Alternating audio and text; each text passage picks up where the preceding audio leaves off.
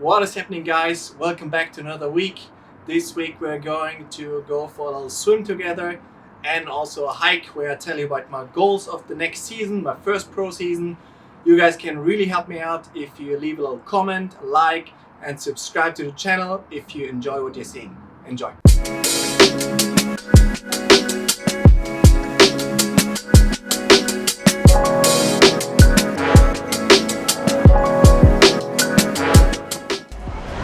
Morning guys, checking in from Finland. First time here in the pool after 2 weeks COVID now. I had a few easy 20-30 minute swims. Today we do a little technique check, a little video on that. And it's so easy to film here in the pool, it's really shocking. Everything is really uncomplicated here in this country. Just like, oh yeah, I hope the guy said, hey, yeah, just I hope you get a nice video. And it's my birthday today actually, so it's a birthday swim. Don't film anybody else.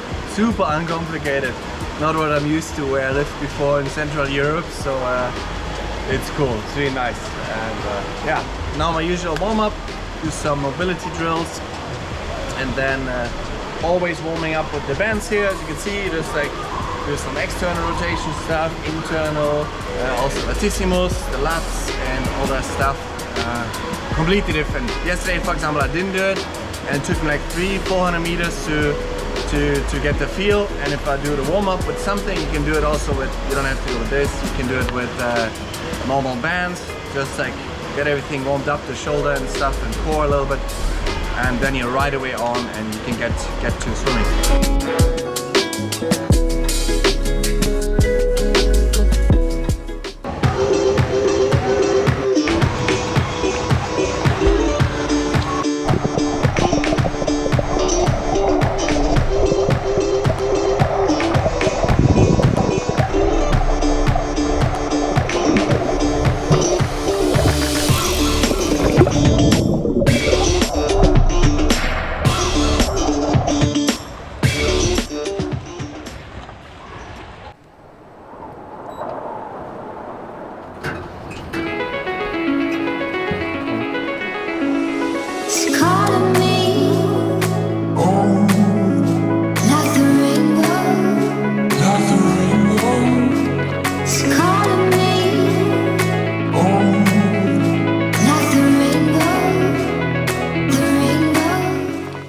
Out here in the Finnish local forest, we're doing like a just 2-hour hike walk.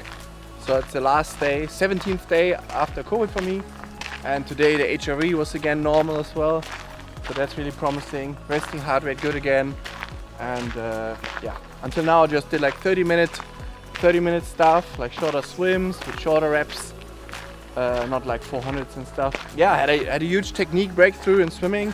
We did a little bit of analysis of my technique and saw one flaw with the arm. I was too low in the water. We fixed that, and today some insane promising splits there where I just held 115, 116 per 100 at such a low effort. I had to do a few 200 reps actually in order to believe it. Did the 200s in like 232, 235. It was with pedals and pull buoy and a 25-meter pull, so obviously that changes your times, but just doing that speed at that effort was completely shocking for me, and will also inspire me to set higher goals for the swim for next year. So then for next year's goals, I already did a really long email just now, writing it, like it took me like an hour. I was really motivated, inspired today, also feeling normal and healthy again. So I think that's always a good time to set new goals. So I split the goals up in subjective goals and objective. So subjective, like only for racing, right? Not for training, that's something else. For racing, like that, the one subjective goal was for me that I can translate the things I did in training, which I know I can do in training, as much as you can know regarding racing. You can never know 100%, but yeah, that I then really can translate my work in training into racing and really have great numbers, which I have a few ideas of what I want to do. Yeah, I might just put them out now. I'm not 100% sure yet, I gotta double check with my coach, but I think it's in the verge of realistic. We're gonna be doing a lot of focus on mainly swim and bike. Run, of course I will run, but a lot of work swim and bike in the next 8 months, because you got to be in that front pack, right? You cannot allow yourself to be 4 minutes down and all that. That time's over, and of course it comes in a compromise on other things, like you can't do 100k run weeks and swim 7-8 times a week. So the subjective goals to really translate everything I did in training into racing. Yeah, just have the confidence from that, because I think one thing is when you're really fearful of something, is mostly to do with, a lot to do with the unexpected, right? You don't know what to expect and you're a bit afraid of that, which is pro racing, right? There's nothing to do with age group racing almost. It's the same distance, but there's a lot of more dynamics, and of course the level of athletes is incredibly high. People have been doing that for 10-15 years. For objective racing, the objective goals, I think that's also I think what will take some fear away from me from the first pro race, knowing objectively, hey, those numbers I put up there, they might not be in this, especially 70.3, might not be a winning thing, for sure not, because people are going to be running 108s on all that stuff, and I can't be doing that yet, which is okay. But I will be doing halves on the pro circuit as well. Check with the coach as well. It was mainly his idea, and I agree, because you got to race more. That's important. And from racing halves is such a good training stimulus for the full distances to really know, are you on track, what is missing. You can analyze a lot from that already. I aim mainly at like 100 meter average times and what you can do in a wetsuit, what you can expect to do. Especially after the session today, that whole mindset about swimming for next year changed again. Especially after doing that today, after COVID, well, for sure, I lost muscle strength, I lost cardio fitness, obviously. Why so weak? And still be able to do that, those splits I mentioned earlier in the pool, that's insane. So that changed everything actually. And also told me that I got to put more technique work checks every 1 to 2 months in all 3 sports, because economy of movement, so like how efficient you run, swim, bike, is the reason why people are fast over Ironman distances. Best example, Patrick Lange, not the fastest guys over half, but incredibly good at full, because he can maintain that pace. Yeah, back to the swim. So swim 117 per 100 meter in a wetsuit. No, 115, sorry, 115. If I swim that for 1,900 meters, that is a 23:45. So sub 24-minute swim in a wetsuit. That would be an amazing goal, and those are like swimmer times, if you know what I mean. So that's something that really excites me to get that on paper for the half distance for next year. Then for the bike, 330 to 340 watts.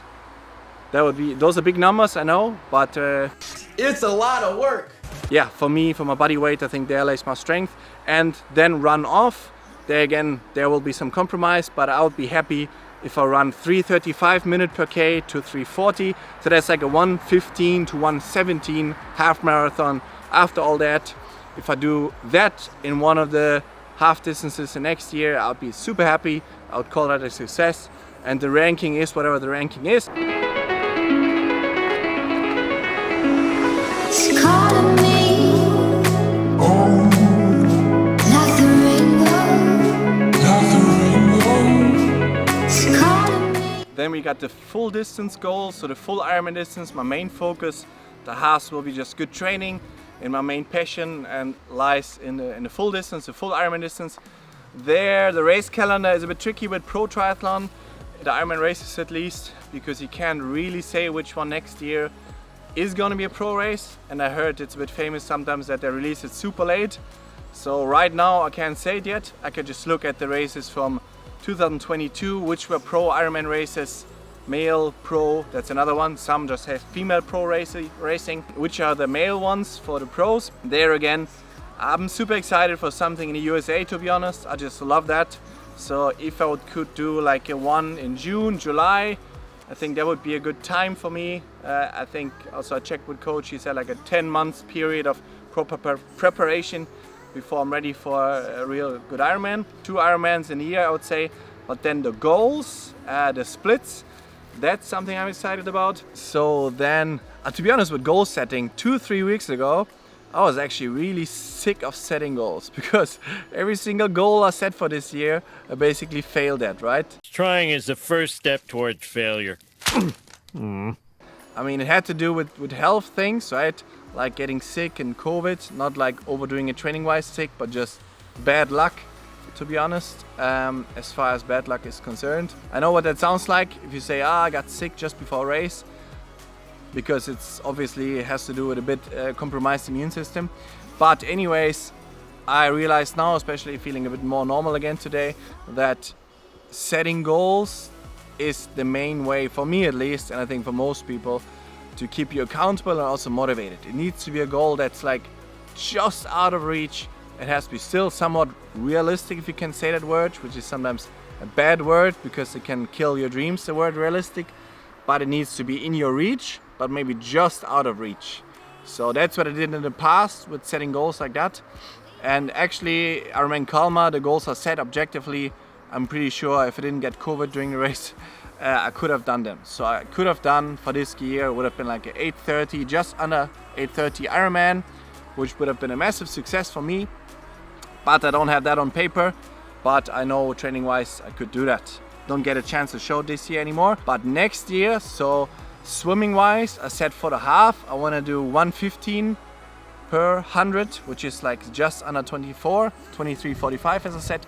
So for the full would be super exciting if I could hold a 1:17 actually with more training later in the season. So that would be just under 49 minutes, a high 48, massive swim goals, massive swim times in terms of also not coming from a swim background, something super exciting. And then you're quite close. So even if you have a Uber swimmer there that does like 44 minutes, 46, whatever, you are in reach. You're not like 54 minutes or 52 like a lot of other pros do that are still great bikers and cyclists. The bike part, there I'm hoping to aim for something like 310. So this year already, I'm pretty sure I could have done something like 300 watts. So 310 is not completely out of reach, but I want to respect the whole picture of the whole distance, having the swim before.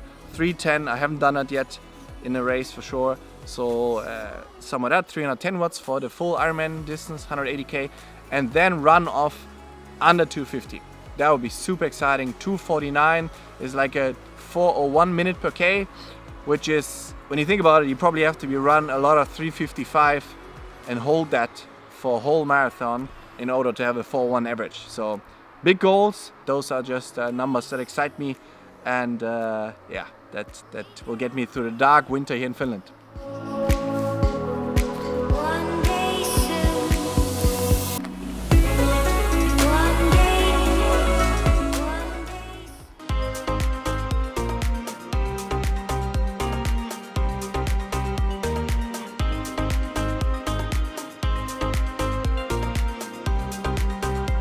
Hey guys, I hope you enjoyed the video. You can really help me out if you like and subscribe, push your notification bell, comment below what you want to see next, and I see you in the next video.